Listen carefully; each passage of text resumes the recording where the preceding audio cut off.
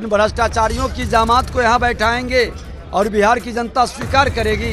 कभी स्वीकार नहीं करेगी और हम लोग इसका विरोध करेंगे। ऐसे भ्रष्टाचारियों की जमात को बिहार को शरणस्थली नहीं बनने देंगे। अरे जो बिहार नहीं संभाल सका है वो देश की बात क्यों करता है? क्या अधिकार है? 24 में बिहार में बड़े भाई छोटे भाई से मुक्ति मिल जाएगा। नमस्कार, मेरा नाम उत्कर्ष है। आप लाइव सिटीज देखना शुरू कर चुके हैं। आने वाले 12 जून को विपक्ष की बैठक जो है वो राजधानी पटना में होनी है और ऐसे में बिहार के मुख्यमंत्री नीतीश कुमार लगातार विपक्ष को एकजुट कर रहे थे। तमाम गैर भाजपाई मुख्यमंत्री को आमंत्रण दिया गया है और उन्हें बुलाया गया है राजधानी पटना में हमारे साथ बात करने के लिए। नेता प्रतिपक्ष विजय सिन्हा कह रहे हैं कि अब एक बड़ी बैठक होगी 12 तारीख को। क्या लग रहा है, डर है? किस चीज का डर? गैर भाजपाइयों से। विनाशकाली विपरीत बुद्धि है। ये लोकतंत्र की धरती है, लोकतंत्र की जननी की भूमि है, जहां लोकनायक जयप्रकाश नारायण ने कहा था कि जाति विहीन समाज बनाना है, भ्रष्टाचार मुक्त राष्ट्र बनाना है। इन भ्रष्टाचारियों की जमात को यहाँ बैठाएंगे और बिहार की जनता स्वीकार करेगी?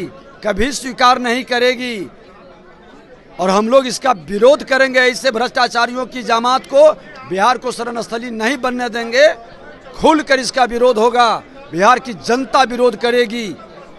तमाम भ्रष्टाचारी को अराजकता फैला दिए, सरकार नहीं चला पा रहे हैं, जनादेश का अपमान करके चोर दरवाजा से लोगों को ले आए और अब पूरे देश भर के भ्रष्टाचारियों को बिहार में बैठाएंगे।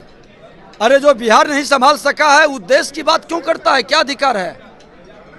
तुलना करो विकास का। एक तरफ देश के प्रधानमंत्री नरेंद्र मोदी जी का भ्रष्टाचार मुक्त भारत का, एक तरफ बिहार के अंदर अपराध, भ्रष्टाचार, अत्याचार, दुराचार, व्यभिचार की जमात की एक लंबी फौज खड़ी है।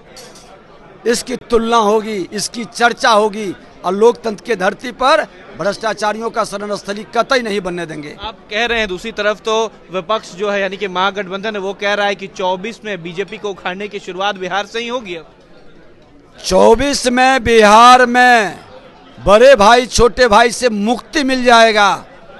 ये भ्रष्टाचारियों की जमात लोकनायक जयप्रकाश नारायण के सपना को तोड़ने वाले, झूठा संकल्प लेकर कांग्रेस के गोद में बैठने वाले को बिहार की जनता खदेड़ देगी। कल संसद की तस्वीरें हमने देखी है, कई ब्राह्मण जो थे, सनातनी जो थे वहां पहुंचे। क्या अब संसद ब्राह्मणों से चलेगा?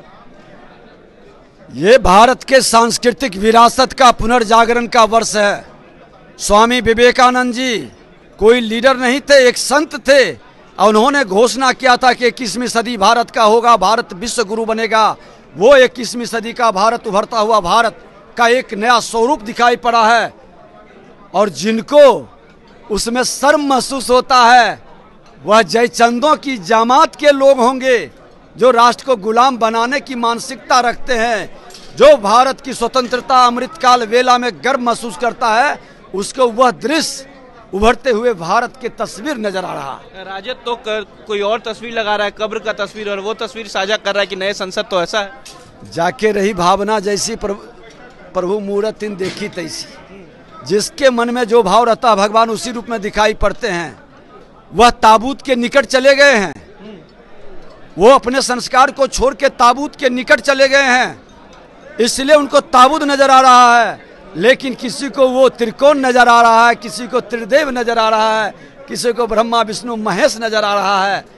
जाकी भावना है वो देखा है और ताबूत उसी को नजर आता है जब अंतिम समय आता है। अंतिम समय आ गया है निश्चित तौर पर। जब ताबूत नजर आ रहा है तो ताबूत तो अंतिम समय में याद पड़ता है। एक आखिरी सवाल है कि हरिवंश जी पर भी अब कार्रवाई की बात करी, जदयू कहीं कैसे पहुंच गए सदन में? जब जब रावणी रूपी विचारधारा का अहंकार चरम पर पहुंचता है तो विभीषण रूपी सकारात्मक सलाह को लात मारता है और विद्वानों का अपमान करता है और इन विद्वानों का अपमान कहीं न कहीं ये रावण रूपी विचारधारा को नष्ट कर देगा। लंका जलने वाली है, ये संकेत है। चलिए, तो विपक्ष की लंका जलने वाली है और जिस तरीके से ताबूत का तस्वीर जारी करती है राजद और कहती है कि नए संसद की तस्वीर ऐसी है, उसको लेकर कह दिया कि जो ताबूत की तस्वीर जारी कर रहा है उसके लिए वो ताबूत ही है और ताबूत में चले जाएंगे। फिलहाल खबर में सिर्फ इतना ही। आप हमारे साथ बने रहें। हमारे चैनल को सब्सक्राइब नहीं किया तो कर ले। बहुत बहुत धन्यवाद।